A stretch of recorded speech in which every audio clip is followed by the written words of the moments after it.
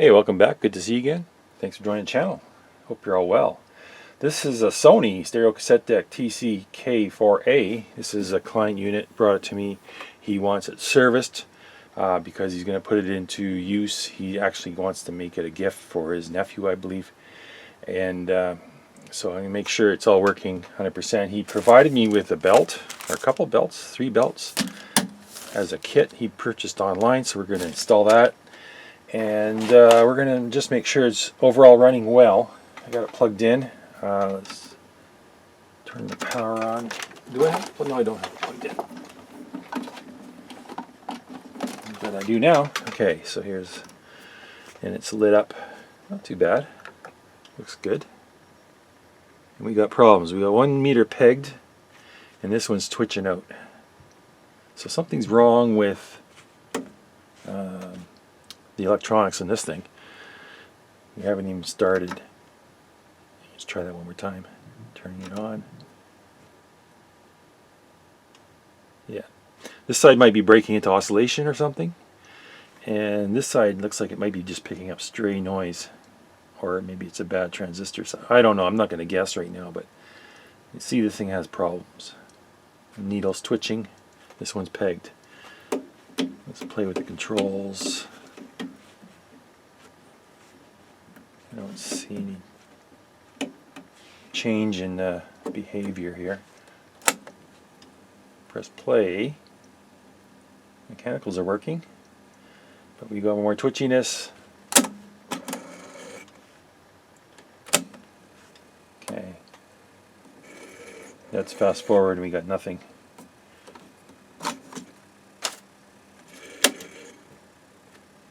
We got no spinny on the fast forward. We got no spinny on the play. We've got no latchy and no spinny on the rewind. Oh, there it goes. But it's not latching. So this is a seriously messed up deck. So we're going to have some work ahead of us. So let's get into it. Okay, let's get the lid off. Looks nice. And inside we've got, it looks like just a cassette deck inside. See much of anything going on here. Let's have a look at this motor and assembly. Everything looks fine here. This belt is completely gone to mush. It's pretty sloppy and loose. And even the main drive capstan drive belt is really, you can see how floppy it is. You can see that it's just loose and flopping in the wind. So they're all stretched out and they're past their due date. They're going to get replaced. So that's the problem with the mechanicals that I can see so far. Look at this little mechanism for, it's got like a little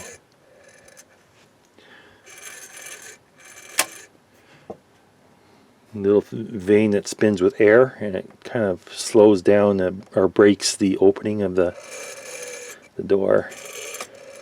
Very noisy. I think it just needs a little lube. Yeah, belts and probably some caps too. I can't see, there's some caps here. Unplug this.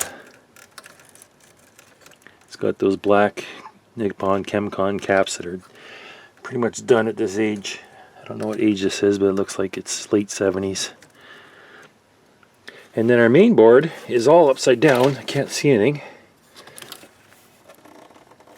And I don't think we have a removable bottom. Yes, we do have a removable bottom. Look at that. So that makes that easy. We have to investigate why we have one channel freaking out. Check for broken wires. It could be the switch itself is dirty. It just needs a clean. There's this big long switch here. You can see all the connections for it. That's typically what does the switching for the playback record.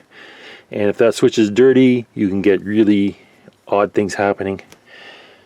So we might end up just cleaning that. That might all come back. We don't know. I don't see anything wrong here. Okay, so let's start with the mechanicals. Alright, here's a look at the underbelly. A bit of dust. And just what you expect. So this, so this part here is probably all power supply.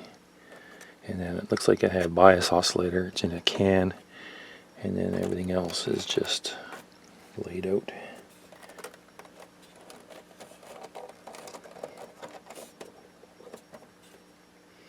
Yeah, so let's get started on the mechanicals. So get the belts changed out first.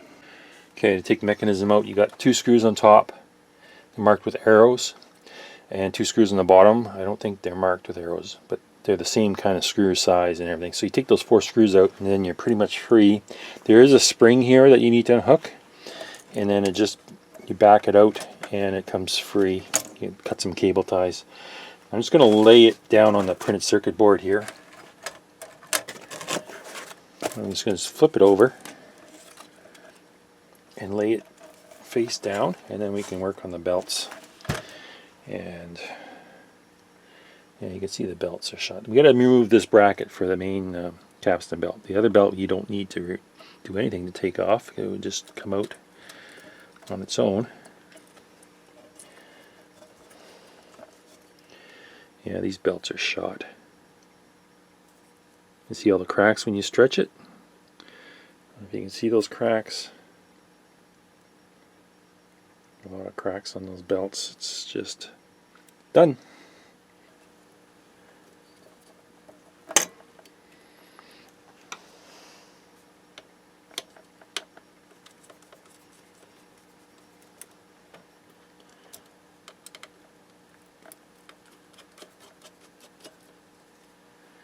And there is a switch. There is a switch here. It'd probably be a good idea to clean the contacts on it. Look at the rust and the silver corrosion on this thing. It is, I'll take a swipe. You can see it on my finger. All that silver corrosion, black oxides. Yeah, clean that switch. So now we got the main belt apart. You can take this.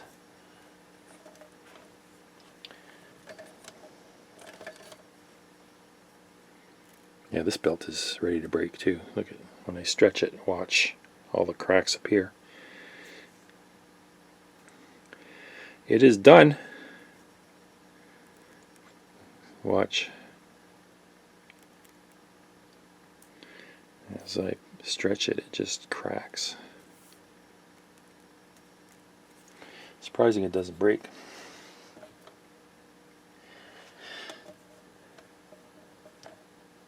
So I think as far as lubrication goes, everything's good here. I don't think we need to disassemble anything to lubricate. We'll just put the new belts on and sneak the new belt in here, get this back together and that, and then I need to flip it over, remove this plate, and there's one belt under this plate, so we'll get that after. Let's replace this one first.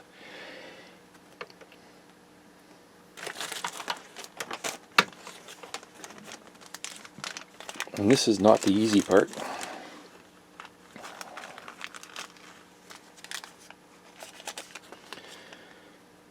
So this belt here is quite a bit thicker.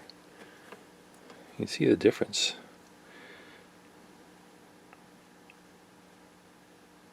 You can see the difference between the old and the new. The old is quite stretched out. The new is thicker. So let's try and get this in. I think I might need to remove these 3 motor screws and just lift that motor up, just so I can position the belt on it.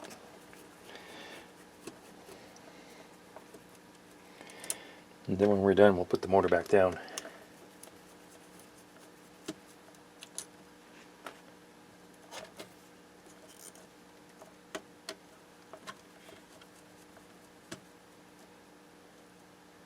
Okay, get this up. That's going to need a clean too. I'm going to need to clean this. So let me get cleaned, and I'll clean this surface as well, and then I'll bring you right back. Okay, so I cleaned this surface, cleaned this pulley, and this pulley, and everything else looks good. So I'm just going to put this on. This belt has to go on first, and it gets kind of buried underneath everything. This is an awful wide belt, so I'm going to put that on and plunk this back down. And let's see how this fits. That's not bad. Pretty good. Okay, let's put our screws back. Secure our motor.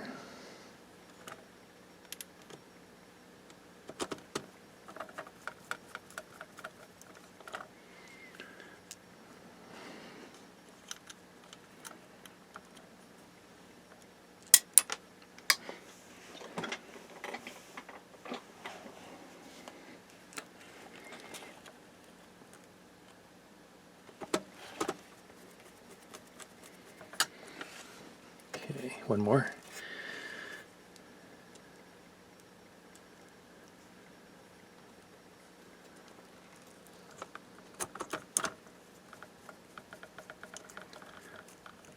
Okay, snug these down. They just go into plastic, so don't go crazy torquing them because it'll strip.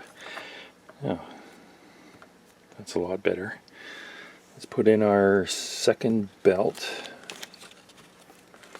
Second belt is this one, I believe. And this goes around the motor. Okay, so this is going to be tricky considering I have a camera here and it's kind of blocking my... Let's do it from here. Let's do this from under here.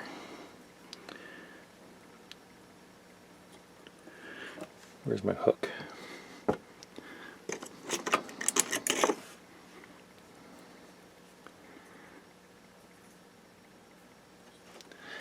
Well, I can see it from under here, and I can hook it, and I can bring it over and slip it over the motor pulley.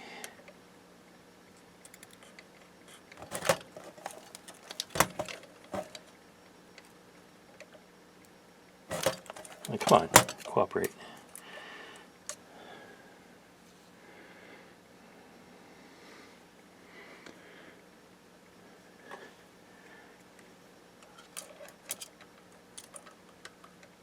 All right. Okay, it's on there. Now we need to figure out this side. And then we need to slip it over this pulley. Just like that. Okay. Now I'll go through, I'll make sure the belt's not twisted. I'll go through and make sure it's laying flat. These belts are done.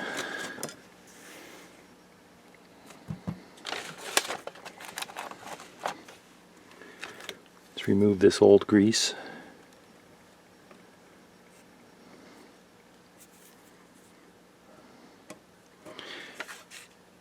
We'll put new.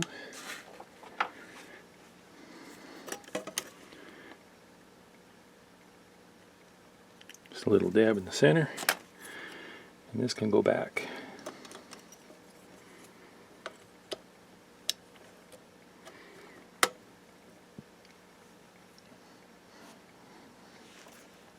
I don't know why they use these strange screws that have a slot. They must have a special driver for them. They have a circle in the middle and then they have a slot. They're not Phillips. Sony uses these. I don't know why they do that. I wonder if they have a special driver for these screws.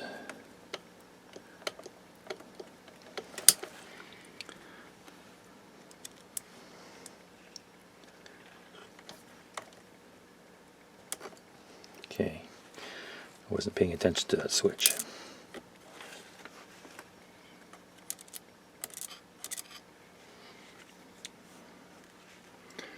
It's going to be one of these days, eh?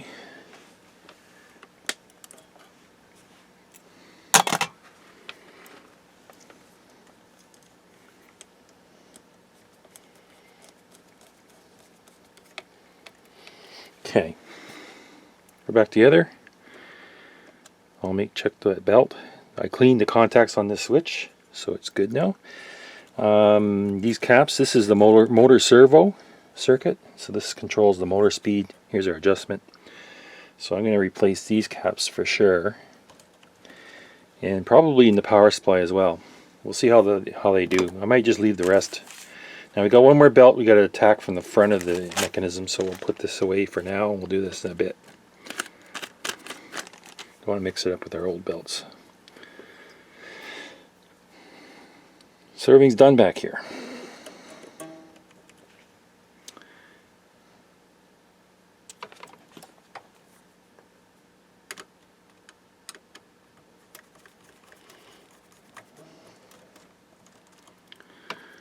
Undo this servo board.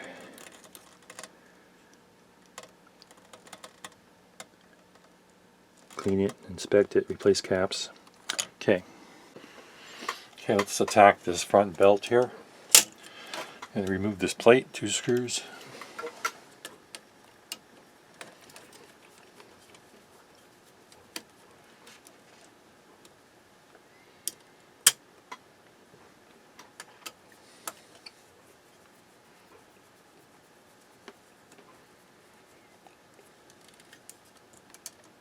Okay.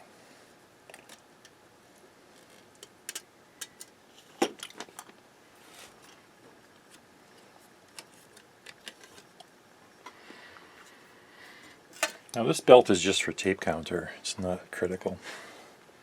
A lot of people don't even use a tape counter, but it's probably in the same shape as the other ones. So let's remove it.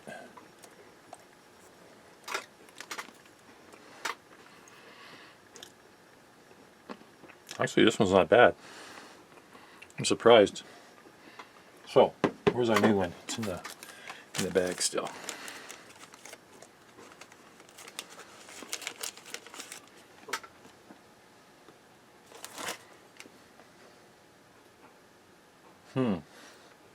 A little bit of stretch in that one. I don't know if they really size these belts properly. Let's see, I gotta wiggle this one around here. Okay. If I can hook it.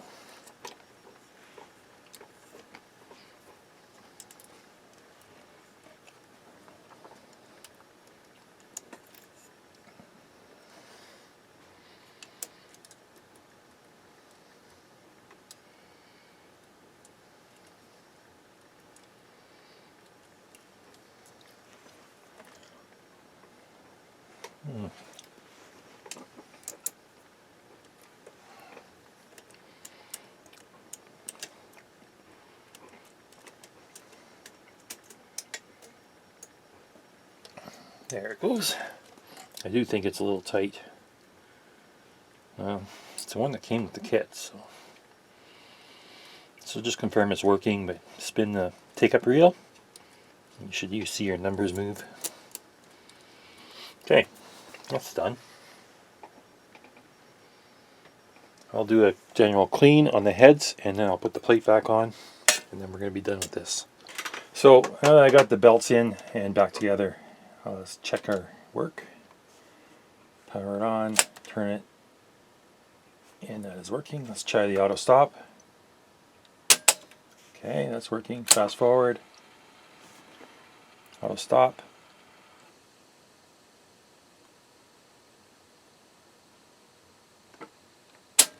Took a while.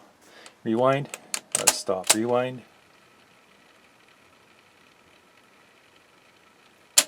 Okay, everything's good. Pause, play. Okay, it looks like we have our meter. We're in play. And our meters aren't freaking out anymore. I wonder why. So let's get on with the rest of this. What I want to do is I want to clean that function switch, that record playback function switch. I want to replace some caps in the power supply. The caps I pulled out of the DC or the motor servo, they're kind of tired. They're high ESR. They measured okay, but they're really tired. So I'm going to do the same for the power supply, and then we'll get this thing set up, get going. Okay, as far as caps go, I think just going to continue on and do them all. There's not that many in here.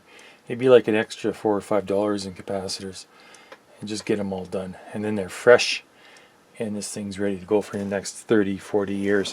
One thing I do want to do is remove this switch, this long skinny switch here, and I want to clean it. So I'm going to remove it, desolder it, and remove it, and treat it, polish the contacts if necessary.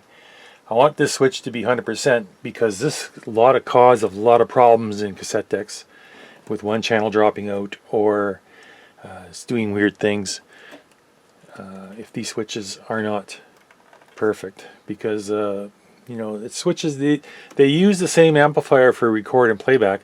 All they do is they switch out the inputs and outputs around, and that's where the trouble starts, is right at the switch. So yeah, I want to make sure that's good, and clean up a couple of these other switches too. And then the trim pot, or the input pot, I'll make sure that's clean. But first I'm going to go through and do caps. And I'll probably have to remove this bracket because it looks like it is right in the way. Yeah, I can't even get. It looks like it's a matter of taking out 5 screws, and then it should come out. So I'll do that. Everything else is looking good. The power supply's done. Yeah, I'm just working on taking this switch out right now. Yeah, this switch does not want to come out easy because it's buried with these wires. You can't take it down the bottom. You have to remove this bracket and sneak it out the top. It's the only way you can do it. You want to avoid bending these pins because it makes it really difficult to put it back in. All your pins got to be straight and aligned. So just try and be gentle with it. And always check your alignment of your pins before you reinstall. Make sure they're all in line and they're going to fall into the hole. Because if you put it there and one pin's off and you crush it down, you're going to have that pin kick off to the outside, and then it might snap. But this thing should be fairly easy to clean. You've seen me clean switches before. You pin back these tangs. There's 6, 7 tangs on each side. You pull those back, and then you can remove the bottom. And remember, it's spring loaded too. There's a spring here, so it's going to be under some tension, so parts might fly. Okay, I'm just going through working on the main board here. A lot of these joints, I'm using the light to help me here, the reflection of the light. Some of these pads have very little solder on them. Let's see if I can poke one out here. I saw one that was cracked, even because it had so little solder on it. Now I missed it. I think it's this one. Where did it go? Anyways, I'll go over this with a fine-tooth comb. So I'm using the light to reflect back. The pads that have very little solder on them reflect a lot of light. They're white, and I can see the pads that have a lot of solder on them are domed properly, and they don't reflect the light. So when you use the light as a reflector to help you out, it really shines out the bad joints here. So I'm going to go through and resolder a lot of these because they are low on solder, and I think I saw a couple cracked ones too. So I'm going to go ahead and do that. So I'm just trying to clean it and get the board ready to finish. And let me see if I can find that one. I was looking right at it just before I turned the camera on. Now I can't see it. Like, for example, this one here is really not looking healthy. And there's a few others around here. This one. Okay, I'll get busy doing some solder work, and then I'll bring you back in. I also eliminated a bodge, resistor bodge. Removed this 3.9K and installed a 3.9K. Where did it go? See, when you do it, they disappear and you can't see them anymore. Oh, it's up here. There's a chip resistor there now, instead of the axial leaded one. Okay, I'm ready to do a speed test. Let's plug the tape in. It's a 3 kilohertz tone. And I'll put you, let's see here.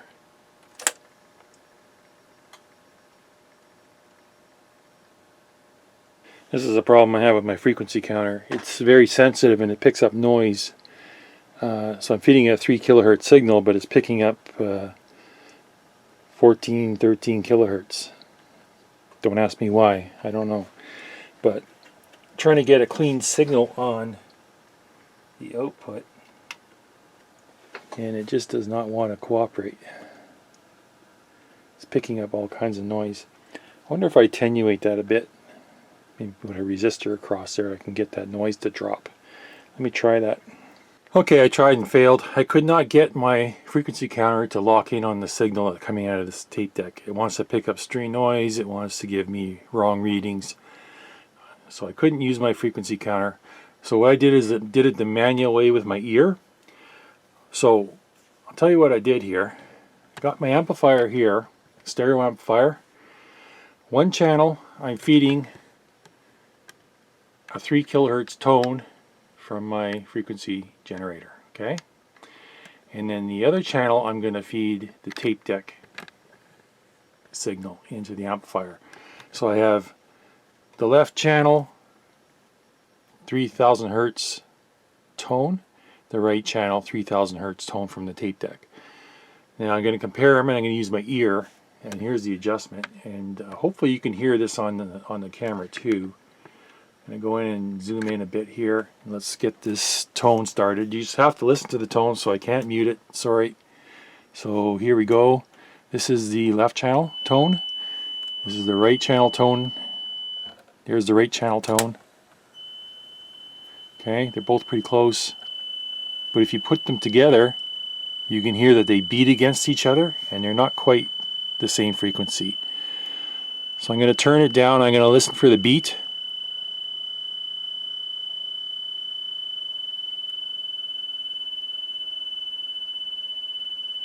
I don't know if the camera can pick this beat up. I can with my ears, but I can't. I don't know if the camera can. I hope you can hear it. So I'm not quite there yet. I'm going to turn it down a little bit more.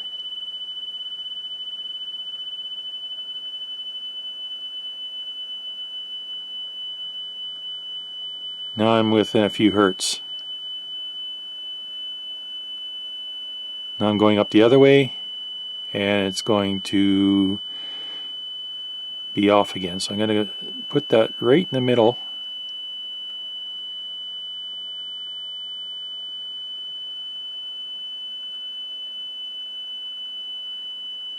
Right about here.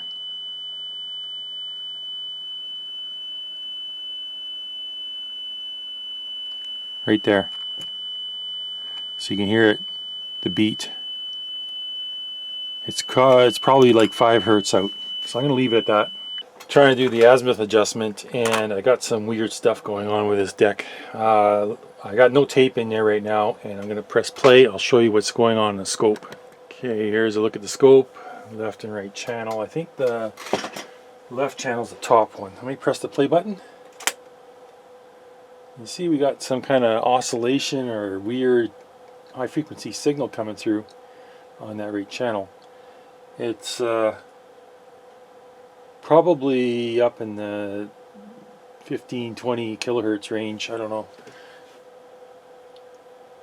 But it is there, I know it is there, because it's showing up on, see there's no signal. Let's turn it back on. And when I hit pause, it's still there. It's really weird. Let me put the deck into record.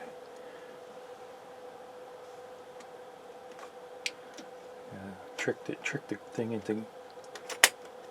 Okay, there's record.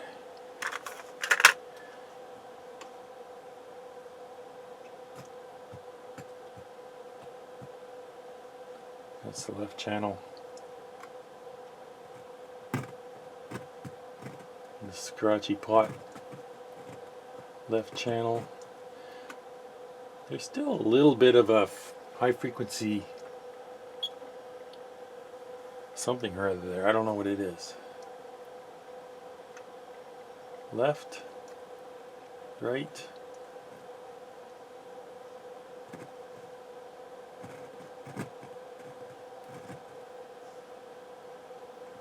Record mute.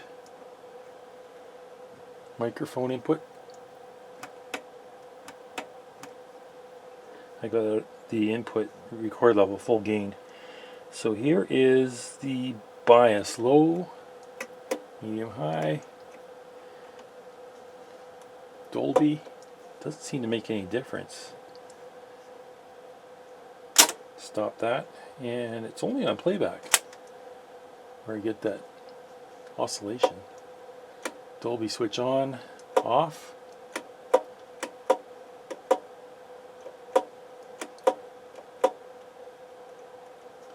So I got to figure out where that's coming from, because that can't be in the audio. That'll burn out a tweeter or something. Not a very high level, but it's still there. Okay, what I did is I connect the scope directly to the outputs.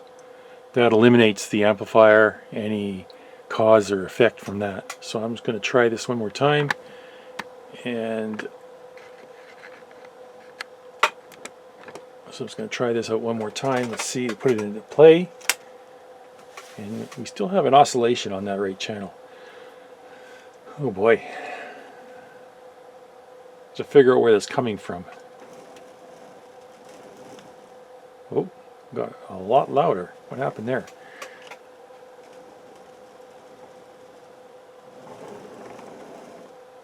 So I'm shorting something out. Okay, we'll have to troubleshoot this. Okay, I don't know what's going on here. The oscillation, that frequency is gone. I went for lunch, came back, tried testing it, and I haven't been able to get it to come back again. So I don't know what happened there. So you can see the screen. You see the screen, it's both channels are just picking up background noise.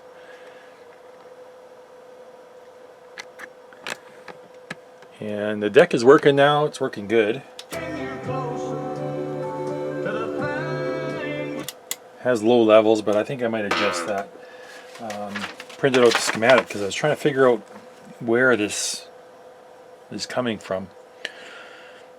And it's, you know, I'm lost on this. So I think I still need to clean this switch. This switch seems to have no effect on sound quality. It should be compensating for chromium, ferrochrome, or normal, and it's not. Okay, and according to this, you won't be able to see this, it's going to be small.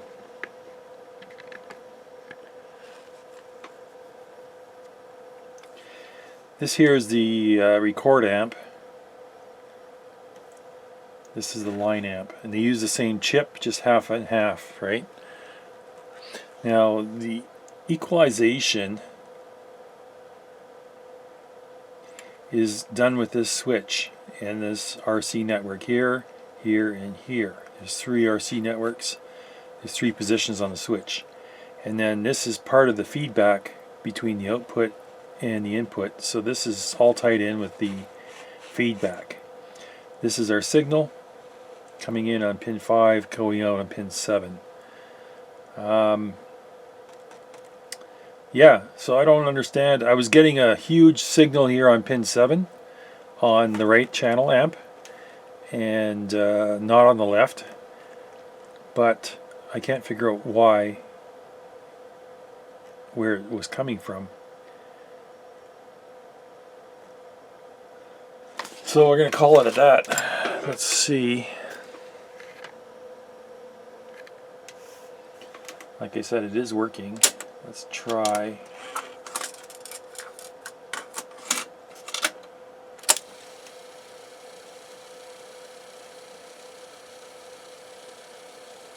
Conway Twitty's greatest hits.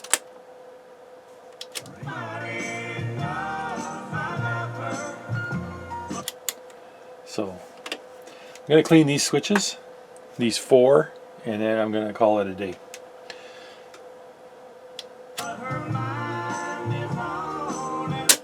So here's a look at the auto stop mechanism. It's belt driven off the motor to this big pulley, and then there's a worm gear down here which transfers rotation to this. So we're slowing down the rotation. Let's set it up for play. Let's see if I can do this. I got no tape in it right now. So set it up for play. You can see how this little cam rotates. Now there's two parts of this cam. There's a lever that's swinging around, and then there's this two cams that force this lever into the center position. But as the spindle's still turning, this lever wants to go with the direction of the turn of the spindle. So as the cam lets go, the lever snaps back.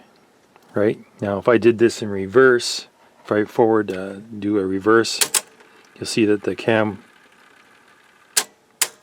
stops. Let's try fast forward. So as long as that take-up reel is turning, this lever keeps going back and forth. But as soon as I stop the take-up reel, watch what happens. It gets forced to the middle and it stays there. And then the lever comes around, presses it down, he stops the tape. So if you're having problems with your auto stop, it's going to be this mechanism here.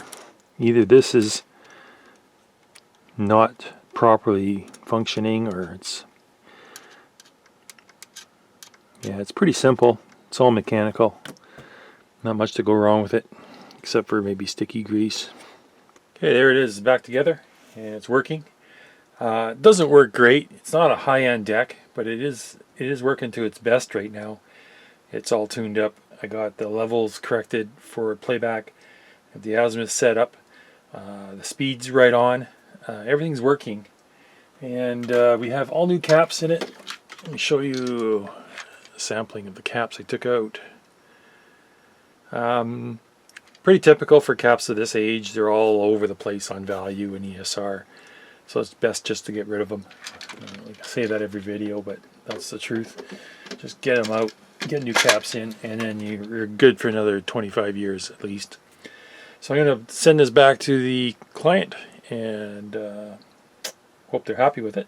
And if they're not, I guess they can continue their search for another one. So take care, and we'll see you on the next one. Thanks for watching.